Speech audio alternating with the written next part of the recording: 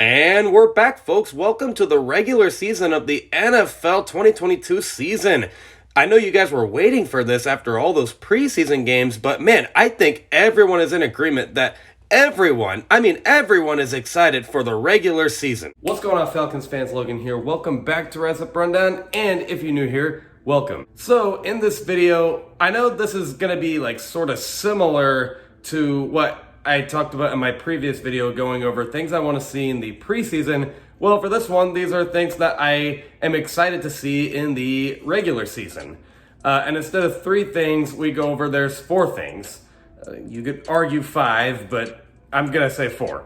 And I feel like all of these are pretty exciting for most of us, but I'm still curious to hear your thoughts, and let me know what you guys are all excited about in the comments below. But these are the things I am excited to see for this Falcons squad. And let's just get straight into it. The first one is the quarterback battle. And listen, regardless of who the starter is throughout most of the season, because we know Marcus Mariota is starting week 1, regardless of who starts throughout the entirety of the season, I'm just excited to see whatever happens.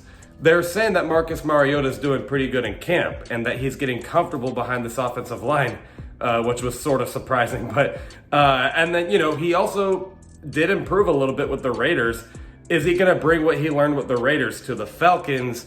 Is the whole, I was a second overall pick and I got benched and now I'm motivated to get another chance. Is all of that going to come to Marcus Mariota and we're going to see a lot of cool things from him?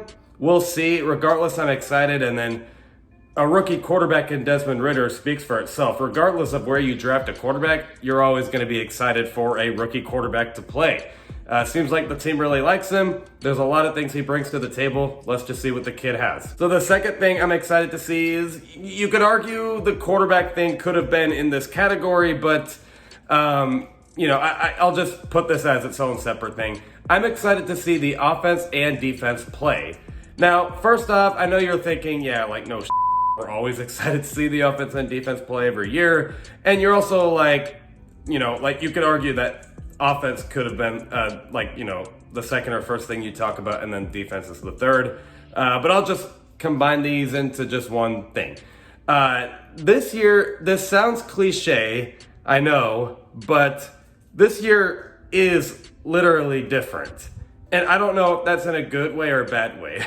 Because back then, we knew what we were getting, right? Matt Ryan is our quarterback, Julio Jones is our receiver, and Calvin Ridley, and Devontae Freeman's our running back, and Grady Jarrett, pass rush. This might finally be good because Grady Jarrett's there, and Dante Fowler just wants to play for Dan Quinn, and Deion Jones and Keanu Neal, Ricardo Allen. Remember when they were in the Super Bowl? We can still win that Super Bowl. I mean, it was years ago, but this team, I'm telling you, it's different. Even though we underachieve every year, this literally is a different roster. I just mentioned a different set of quarterbacks. Matt Ryan is gone.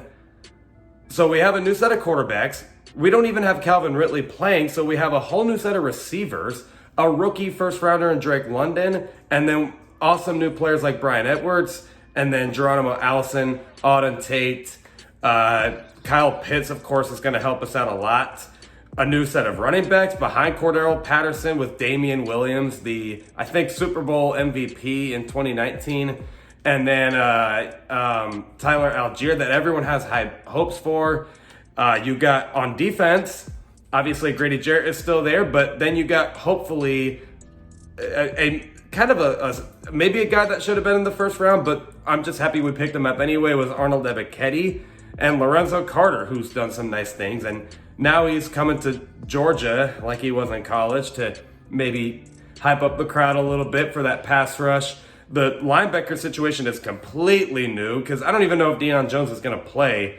And then Troy Anderson, he might move around as a linebacker and then possibly on special teams, maybe quarterback on like a trick play or something.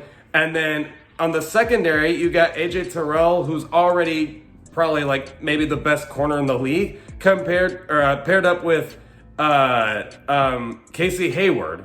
You might have heard of him. You see what I mean? Like, this is literally like a different roster, and whether this roster does a lot of great things or not, that's kind of why I'm excited, because a lot of people, including myself, have kind of said this roster isn't good, over and over. Like we said, it's not good.